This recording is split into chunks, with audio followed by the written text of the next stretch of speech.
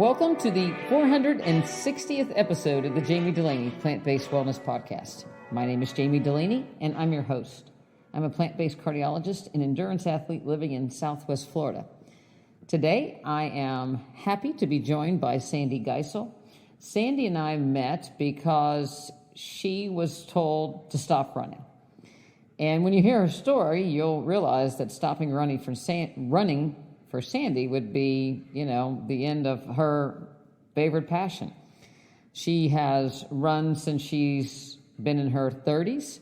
She has done adventure racing all over the world. She's run numerous marathons, ultra marathons, 100-mile run, 140-mile runs, and continues to run. And for her 60th birthday, she decided to run 60 marathons for her 60th year. But we met because she had a positive calcium score, and she was told not to run. She wasn't evaluated. She wasn't asked about her symptoms. She wasn't, her lifestyle wasn't taken into account.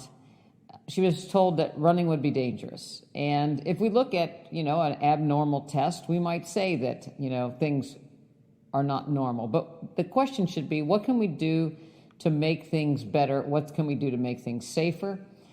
How can we do something that makes us happy and healthy? So we know that running decreases cardiovascular events, yet we're telling people to become sedentary if they have an abnormal test. And that's kind of old news. Way back in the day, when somebody had a heart attack, they would put them at bed rest. And soon we found out that you need to get people up right away, and cardiac rehab was born. And cardiac rehabilitation was all about, early on, getting people up and moving, walking, doing a treadmill test before and after, and giving people the confidence to get back exercising. So she has an interesting story. One of the things that she said in her blog several years ago, but if a dream or a goal scares us and excites us at the same time, by attempting it challenges us to grow. So I think those are pretty good words of wisdom. I think a lot of times we don't challenge ourselves enough. And we'll talk about that and some other things. But the question remains, if you have a positive calcium score, do you have coronary artery disease, even if you have no symptoms? And I had that question posed to me earlier this week by another member.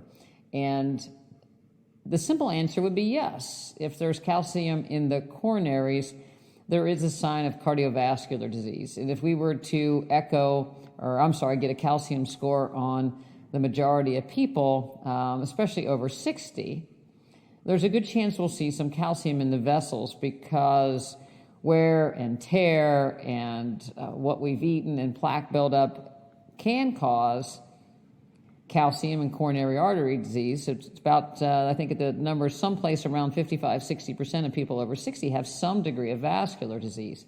If you have hypertension, you have vascular disease. If you have carotid artery disease, plaques, you have vascular disease. So just because we have a diagnosis of something doesn't necessarily mean that our fate is sealed, that we can't, reverse it or make the function better by increasing collateral circulation and or making our bodies use oxygen more efficiently. That takes the stress off our heart. So there's lots of things we can do, so we don't necessarily have to get worried by a diagnosis of vascular disease, especially in the absence of symptoms. Some people may say, well, I'm a ticking time bomb because I have this abnormality and it's just a matter of time before something happens. Again, not necessarily true. Our lifestyle has a lot to do with that. And again, we can't predict the future. Some people that have vascular disease end up dying of cancer. So you can't say that your fate is sealed and there's nothing that you can do about it.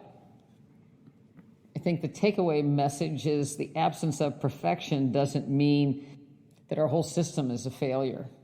So I hope you enjoy this interview. I hope you're motivated and inspired by Sandy as I am. So enjoy.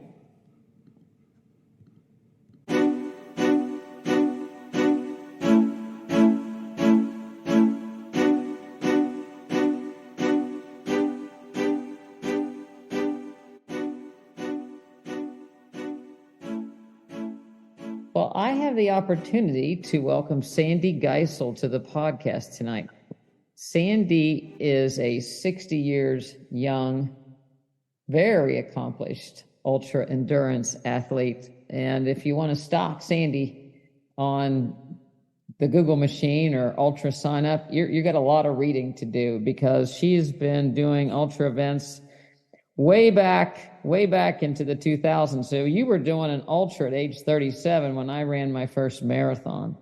And before that, eco adventure races. And so you threw a few marathons in there, but it sounds like you quickly got bored with marathons, did some Ironmans scattered in, but kind of dipped your feet into endurance, 50, 40, 50, 100 mile, 135, 140 mile races.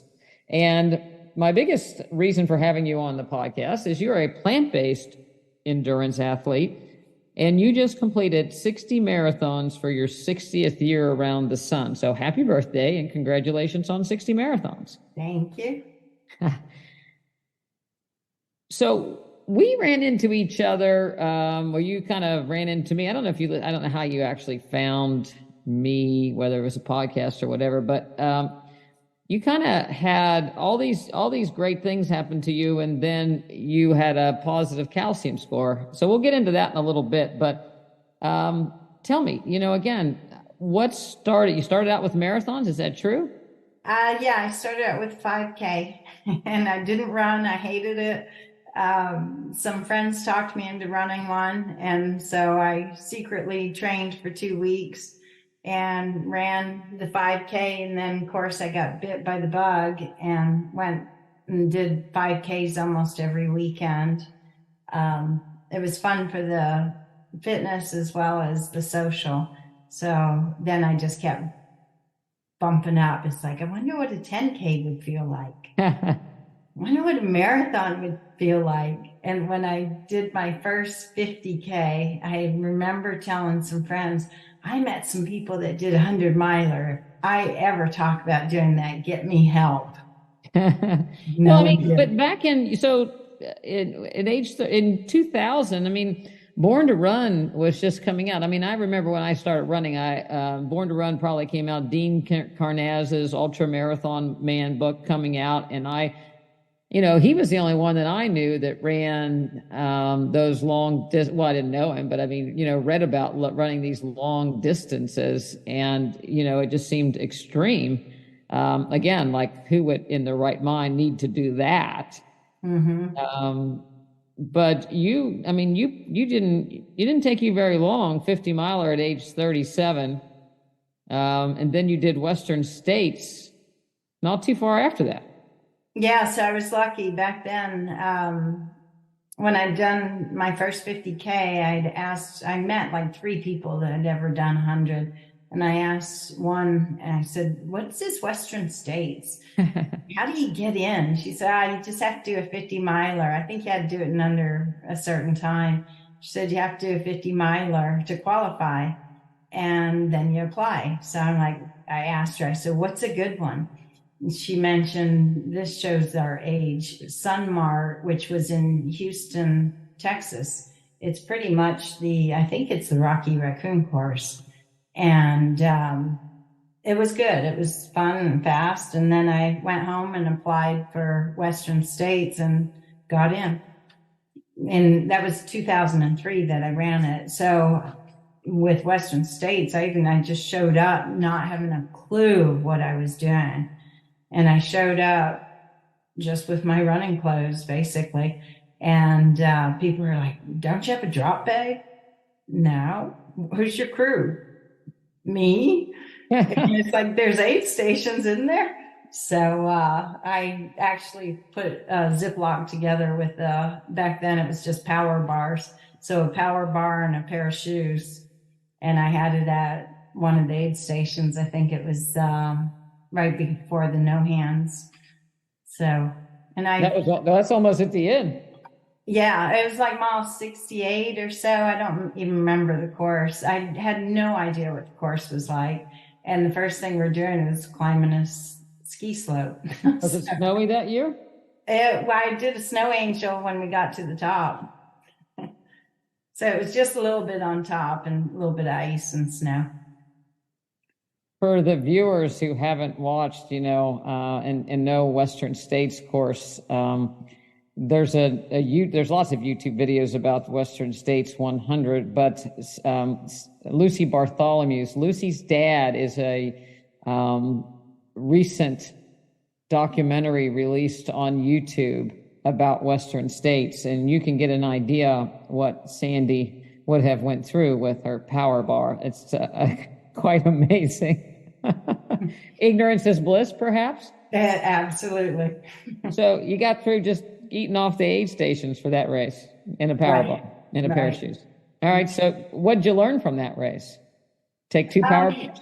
I went pretty aggressively. I thought I was gonna shoot. I had heard if you did under 24 hours, you got a silver buckle. Yeah. So I went out there pushing for that, and it ended up. I had, from adventure racing, everything was really lightweight that you carry because ounces equals minutes, and your time, it slows you down. So I raced super light, and I had this real light. You probably heard of the Petzl Tika, and you could barely see inside your own home with that. It was so dim. So I was running along an edge, and looked like a pretty big drop off, and I'm afraid of heights, so I had to shuffle and walk most of that. So that was one little mistake. And then not having enough food. Somebody actually did give me some food from the aid station, but I came in after crossing the creek, and I said, I want to take a nap. And the doctor actually came up to me, or not a doctor, a support person. There was medical there, but he was like, I don't recommend you sleeping. And I looked at him, and it's like 5 minutes.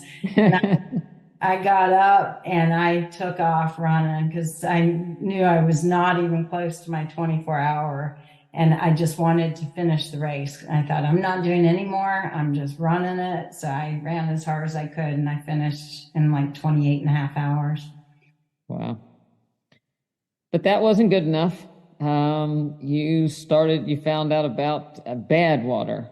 And so I guess the biggies are Badwater, 135, and of course Western States. I guess well-known. People that aren't necessarily in the ultra world may have heard of them.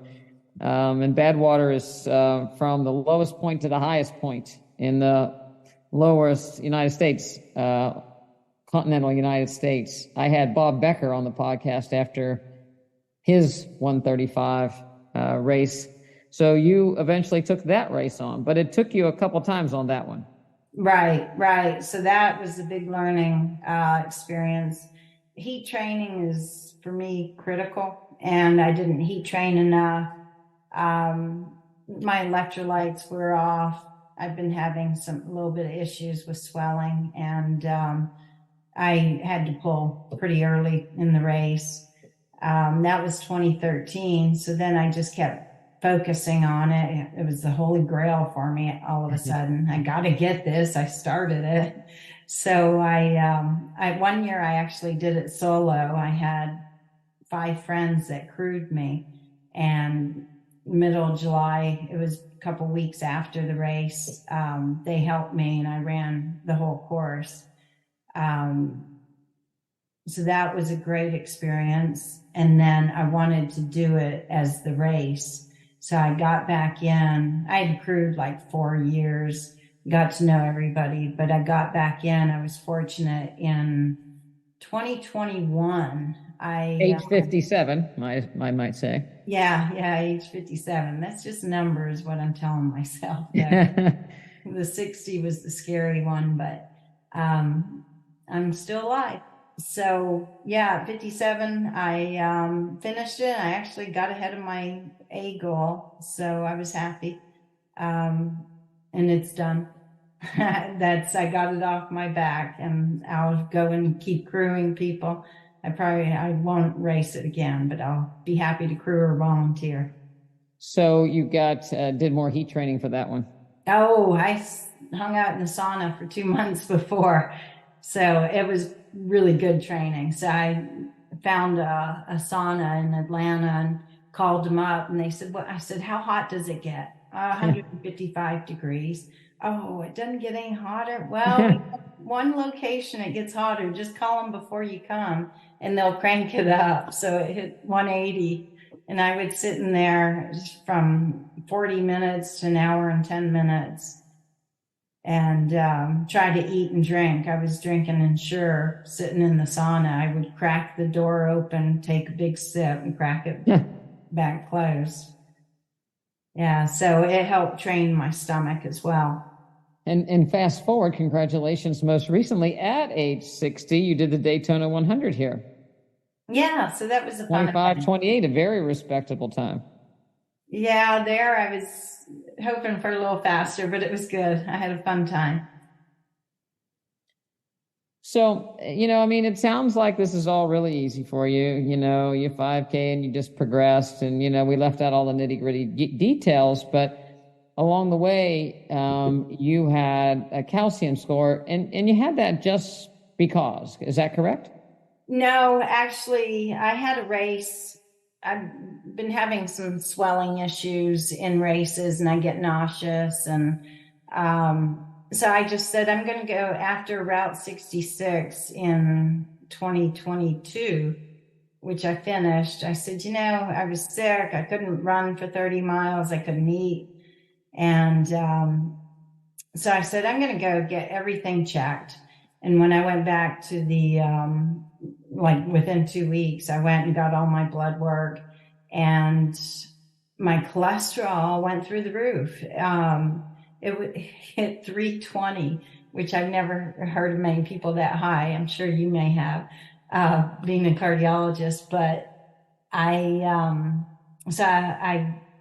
got a calcium score right after that, got a CT scan, and my calcium was like 410 on the left ascending artery, which I knew nothing about that. So then that's where I started reading and researching, and it was enough to scare me. When I went, you were doing keto back then a little bit. So I had tried keto for maybe 2 years, about 5 or 6 years ago, and I felt good. We just kind of fell off of it. The biggest accomplishment there was I cut out sugar, and but I ate a lot of meats that would cause your cholesterol to go up. We didn't care the quality. We were just eating it. My husband went on it too. But in the last 10 years, my diet had changed from what I thought was pretty good healthy to, okay, I'll have half a pound of bacon for breakfast.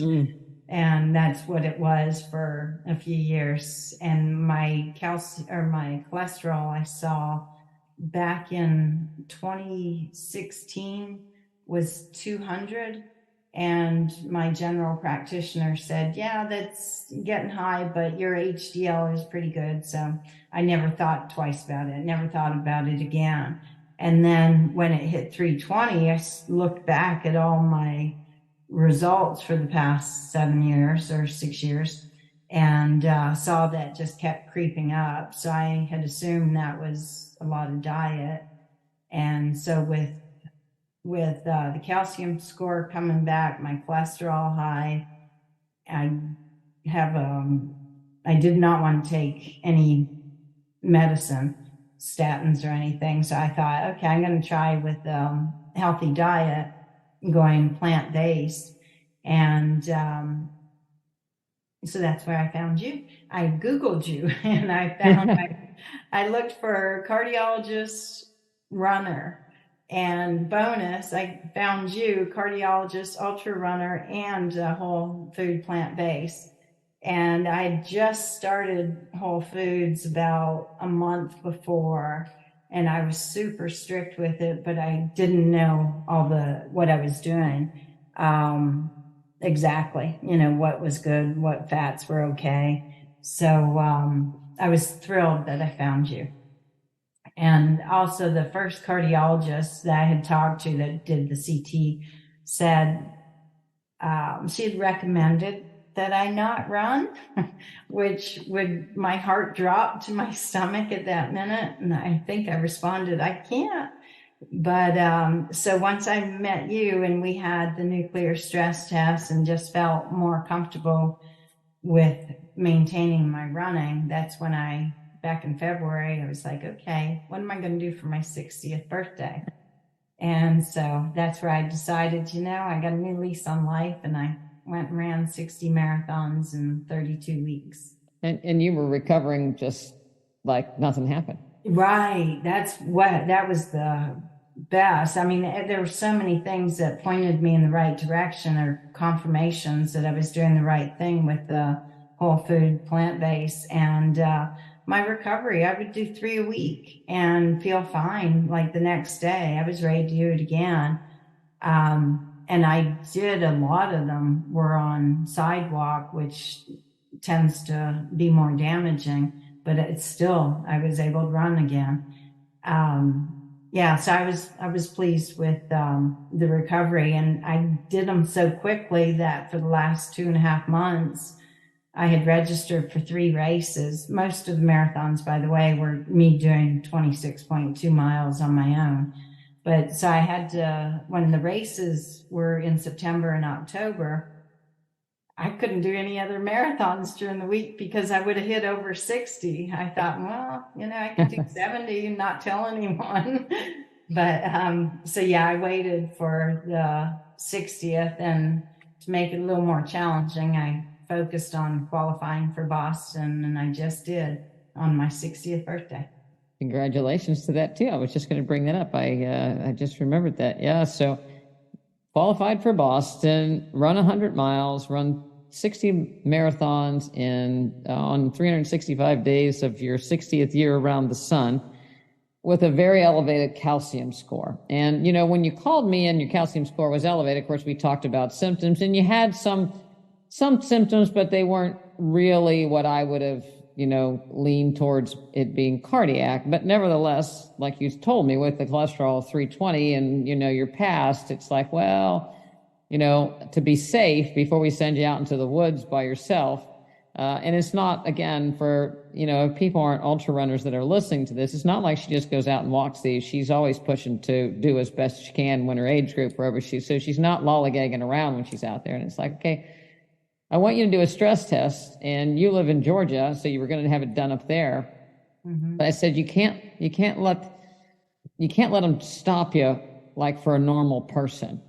The problem with stress testing today is it's, trickled down. It's one of the least invasive procedures done by cardiologists. It's also one of the biggest money-making procedures done by cardiologists, because you can justify it in just about anybody. But typically, because it's somewhat low tech, it's been trickled down to an allied health professional, a nurse, or a tech to actually do the stress test part. And the problem with that is that you lose a lot of great information, because when when we have somebody exercise till complete fatigue, or they say uncle, and typically a protocol is 3 minutes. It gets steeper and faster and just keeps going until somebody says it can't go any faster. And when you use nuclear imaging, once you get past 85% of your predicted maximal heart rate, so 220 minus your age, most of the time the perfusion is such that if there is a blockage, it'll probably come out at that point. But again, that's in the general population. And so it's been dumbed down. So if anybody hits 85% of their predicted max, then they just inject and stop the test. That's one thing if somebody never exercises, and so they're not fit at all. And so typically if you're not fit and you haven't been walking, you start to walk, your heart rate goes up really quick. So it gets to 85 really quick. On the other hand, if you're a lifelong exerciser, or you're really fit, then it takes a lot longer and a lot more exertion for your heart rate to get up to 85% of predicted maximum, as well as typically people that exercise or run on a regular basis have a tremendous amount of collateral flow. So to really tell whether or not there's impaired perfusion or some big blockage hanging around, you really got to go further. And again, most people don't do it. You start to get one. It takes, so you were on the treadmill. I told you if you can go over 14 minutes, it was all clear. And usually the average person goes somewhere between 7 and 10 minutes. An older person might go 3 to 6 minutes of completely unchanged. So you can imagine the noise when the treadmill is really ramped up at an incline and somebody's really pounding, running. One, people in the room are going to get concerned, and it's hard to watch if you're not used to watching somebody actually exert themselves that hard. So in an untrained person, allied health professional, they'll typically pull the plug early. They don't want to take any chances, but you don't get the information that you need. So we made the deal that if you go over 14 minutes and the perfusion is good, back to the woods you go, and you passed it with flying colors. Mm-hmm. Yeah, the tech was joking about it. They're like, well, we're going to go to lunch. We'll come back. I'm sure you'll still be running. The funniest story I ever had was we were doing stress tests in my office, and we had kind of a prep room and the stress room. And I had 2 guys in my practice that didn't know each other, but they knew what the record time was for my office to be on a treadmill. And so every time they came in for their post bypass or post, they had, back in the day, they'd had, both of them, I think either had stents or one of them had stents and the bypass. They race to get the win, the longest duration. And so this one guy was on the treadmill and he was just pounding on the treadmill. And the big bulky, office treadmills, are noisy, and, it was humming and he was pounding, and, and there was this woman in line on deck who didn't exercise at all. And she thought I was going to make her do that. and so she was in the other room crying because she just knew she was going to die when she got on the treadmill. And it's like, no. It's what you can do, not what there's not a specific number that you actually have to hit. But I always tell people I'm going to rev the engine, so don't quit when you're just huffing and puffing. Give me all you got, because then we can really get some good information. You did great on that. And when you said you went and did Route 66, that's not 66 miles. It's the name of the Route 66. It's a 140-mile race that you completed. Mm-hmm. That was at age 59. So your everything's going good into your 60s. What are the big plans for the 60th? Your 70th, what is that, the 7th decade? Oh, yeah. I'm in it too, so I don't know. Yeah. It was scary hitting 60, but it's like, I feel good. So I'm just going to focus, not on just shorter races. I've got a few races in the next 6 months. We signed up, my husband and I signed up for a short trail series. So they're going to be average 6-7 miles on trails runs. So there's, I think, 5 of those. And then I'm doing a 40-miler road run race, Strolling Gym, which is one of the oldest races in the country. And then I'm doing Cruel Jewel 58. 50. Yep. 58, 56. Yeah, 56. Who knows? It's 50-ish. Ultra run. Yes. Let's say 56, because I'm signed up too. Yeah, exactly. I can't wait. So I don't know what's after that. I'm sure I'll find things. I'm like a kid in a candy store sometimes. I want it all, but have to hold back. So what do you see when you have your ultra friends? And so how many of your ultra friends are your age? Actually, quite a few. There's a lot. It seems the longer distances, the age creeps up a little bit, the average age. But I have a lot of friends. Most of them are in their 50s and a few in their 60s that I run with. And I run with some 30-year-olds too, once in a while. That hurts. And compared to the rest of walking around, I mean, as you see a difference in, the philosophy. So, of course, I'm getting ready, got 2 weeks till I'm going to attempt my first 100-miler. And Um, I remember when I was getting ready to do my 50, I heard somebody say it doesn't hurt much more after 26, and that's what I hung on to.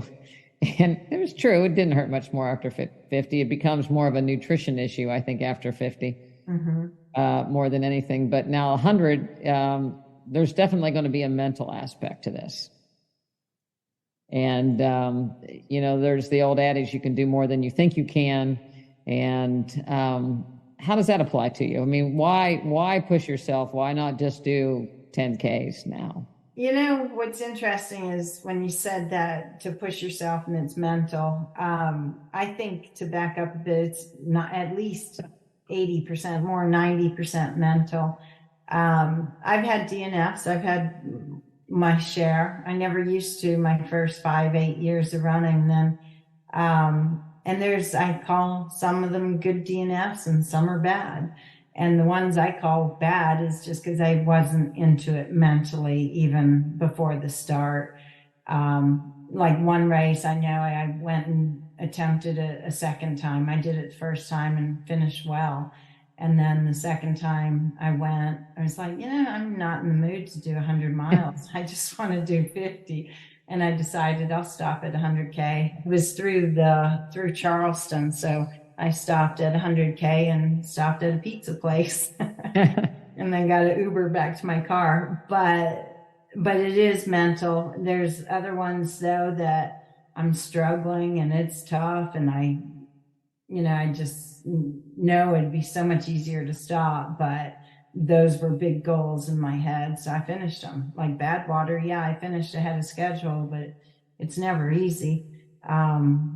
There's no real easy hundreds, but again, most of the DNFs I've had, the ones that mentally I just went into it, I call that a bad one. The good DNFs, if you really have something health-wise, stop, listen to your body. And I've always taken that as a priority and stopping. And I coach a lot of people too, and you just got to know their situation. We joke about it. It's if there's no bones or coming protruding, then keep going. But I've had one race, I lost my vision in one eye, and that had happened to me 20 years ago in short races. And I was like, okay, I'm not taking the chances of blood clot out here. So that was a good one that I stopped. How has it helped you with the rest of your life? Tremendously, amazingly. Well, between ultra running and my adventure racing I used to do, the eco challenges, that you're out in the jungles or the woods. I did some all over the world, but like Borneo, Malaysia, you're in the jungles for 8-10 days. You're soaking wet. So you're mountain biking, kayaking, swimming, running, climbing, even scuba diving. And those races, you just got to keep pushing forward, just like an ultra. And with a team, you are less likely to stop. Oh, I'm tired. You just got to keep going because everyone else is relying on you. But it helped a lot in real life, the team sports, because as in my career, it helped me manage people and work together as a team. Ultra running, same thing, working with people and you have crew, you appreciate their help, and vice versa. I like to crew people and help. But it helps you when times are tough. I was in real estate during the crash in 2007, 8, and 9, and it was bad. I went to like 10% of my income and didn't know how I could feed my dog. I just was losing everything. So I kept looking at it. It's like, okay, I'm at the first aid station. I'm going to make it. I'm going to make it to the other. So you just chop it up in small pieces. And I remember I was back on my feet financially with real estate. It's like, I'm almost done, but they moved the finish line. See it. So it helps, I think, because it's odd when people ask me, why do you run ultras? it's hard to answer that, but there are benefits like that. And then, of course, physical benefits, and then the camaraderie is another incredible benefit. I was going to say, since I've been running, I always say if I could take the positive feelings you get from the other runners and the crowds and the environment in a marathon or ultra world and apply them to the general population, it would make such a huge impact, because it's nothing but positive for strangers helping strangers, cheering for strangers, strangers helping strangers, people stopping to see if they can help, lend a hand. You don't see that in usual environment. You're absolutely right. Yeah. And you don't see people cheering for, somebody that they don't know, or wishing people well, regardless of where they are, helping somebody else to the finish line. You don't see that in the regular world. And I guess that's kind of what sucks me in so much, because in a world that sometimes can be negative or, seem hard,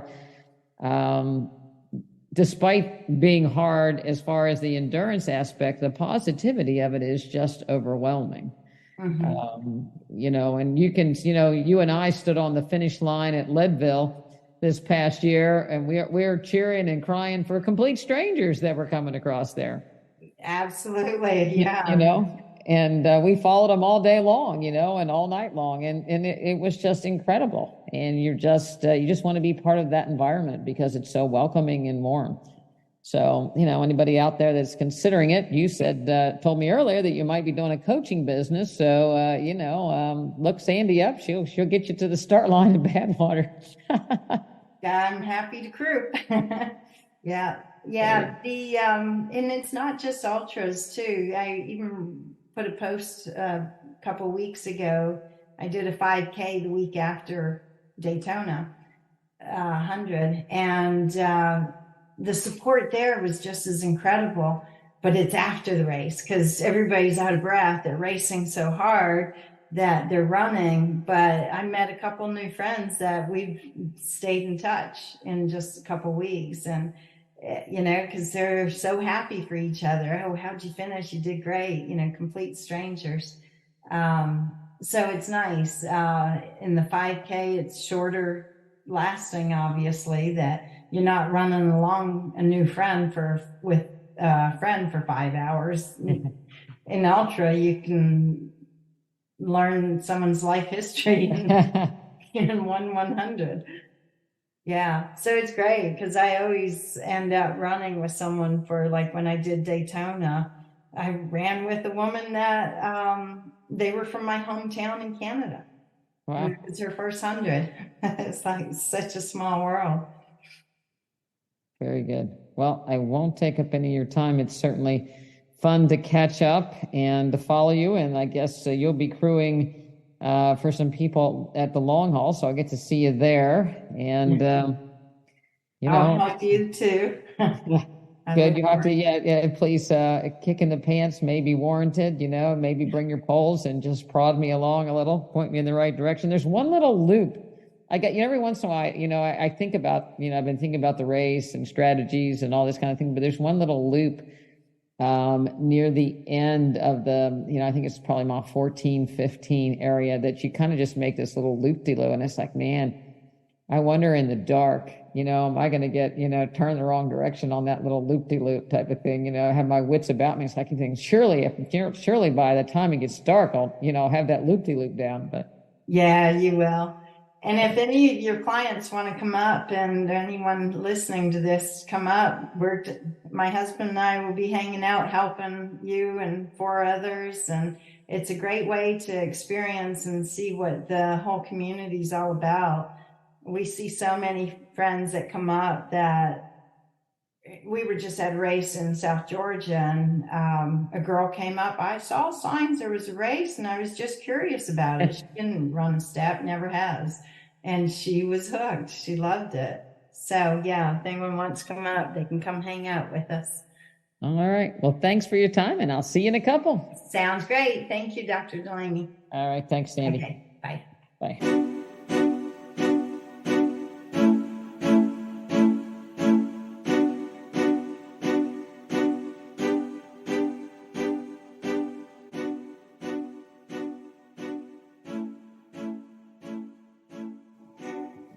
You see? You're never too old or too young to start to run. Everybody needs to run. It's a great environment. It's a great positive environment, especially in this world where people are just looking to pick on people sometimes or afraid of different opinions. This is a place where positivity really trumps everything, and it's good for you, good for mentally, good for your physical health. So I think it's something to consider. And again, you can find Sandy Geisel on Facebook, and if she gets her coaching business started here in the next few months, you might want to look her up. She is located in Georgia too, with northern Georgia. So, and again, Sandy's story highlights the fact that we just don't want to treat people's pictures, treat people's numbers. We want to treat people, find out what they want in life, what their journeys are, what their goals are, and how can we help them live a happy, healthier life rather than, maybe just covering our own malpractice by doing procedures on people because their pictures don't look pretty. The reality of it is, and someone's asymptomatic, a stent doesn't make you live a day longer. And as the tests become more invasive, the risk factors and potential side effects are also there. So nothing is a clear-cut algorithm, and that's the thing that, gripes me the most about the practice of medicine. We just have algorithms. Some people call them best practices, but I think that best practices defined by somebody a lot of times that doesn't really practice medicine. They may sit at an academic institution and not see all walks of life and how it affects people. So I think it's important when choosing a physician to, find somebody that sees things as you, or sees you for what you are and can relate to you and actually talk to you. I have a full cardiology primary care membership wellness practice here in Port Charlotte. We also have members all over the country, but there are also limited online coaching with me and Addie Dulaney Miners, my daughter, who's our dietitian.